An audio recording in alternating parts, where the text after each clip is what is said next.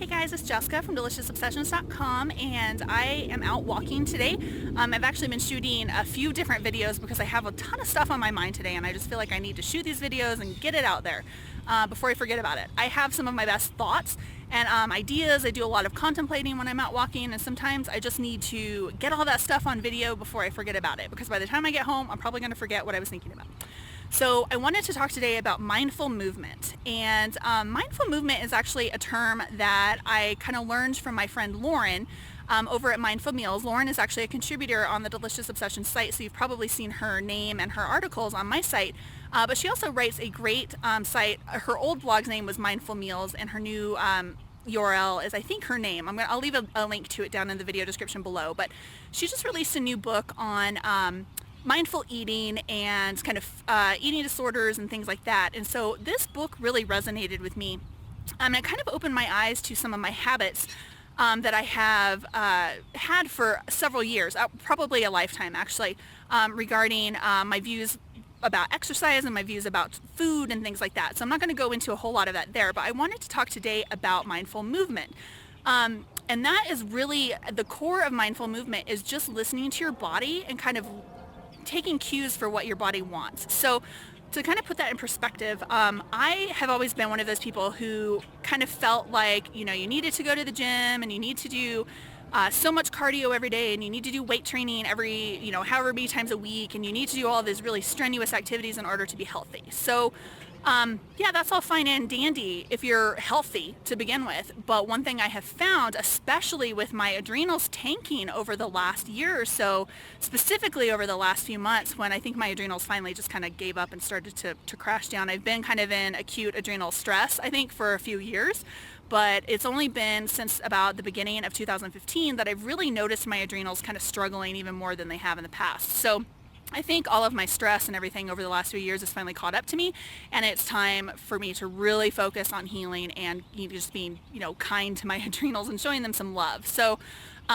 what I found was that I cannot do those stressful gym sessions anymore. I don't think that there's necessarily a right way and a wrong way to exercise. I think you have to figure out what works for your body. But what I noticed was that the more tired my adrenals got, the worse I felt after exercising. So I used to do circuit training and some weight training and stuff every week, and I would feel so great. And then now, boy, if I do a circuit training session for like 30 seconds at the gym, I feel like crap for a couple of days afterwards. So that really, once I recognized what was happening, that really gave me an indication that that kind of exercise is just not going to work for me right now. Like, there's not saying that once I heal and I'm in a better place adrenal-wise and thyroid-wise, that I can't start doing those exercises again. But for right now, it's just too much and too strenuous on my body. So the whole premise of kind of mindful movement is to pay attention to those cues. If you're doing a certain kind of exercise and you find yourself feeling worse after you do it, then that might be an indication that your body just can't handle it right now. So you might want to look at some other gentler forms of exercise. So for right now, I do my daily walks, and I also try to do yoga or maybe some T-Tapp. I posted on Instagram last week or the week before about doing my first session of T-Tapp, and if you haven't heard of T-Tapp, I'll leave a link down below.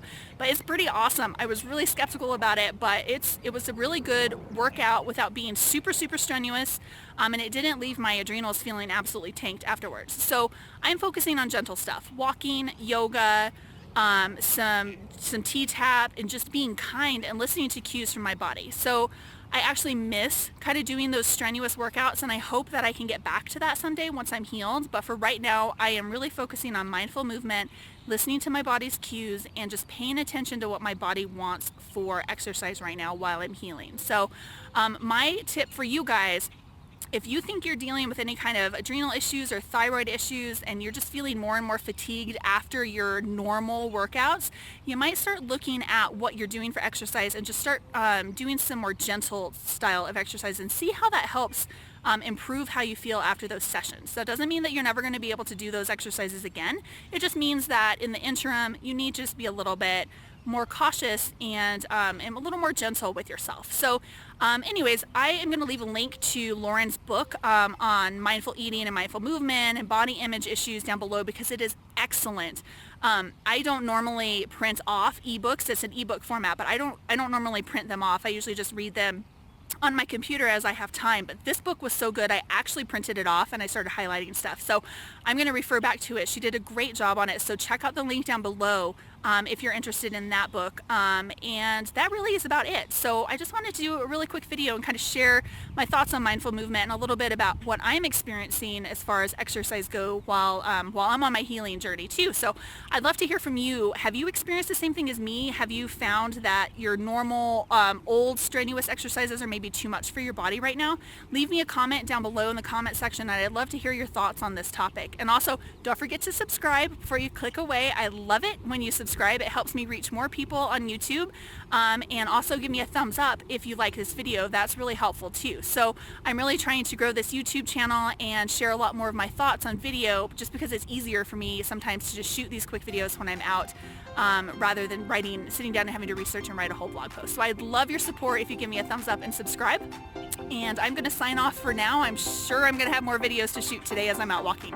But I will talk to you guys again soon, and have a great afternoon. Bye guys.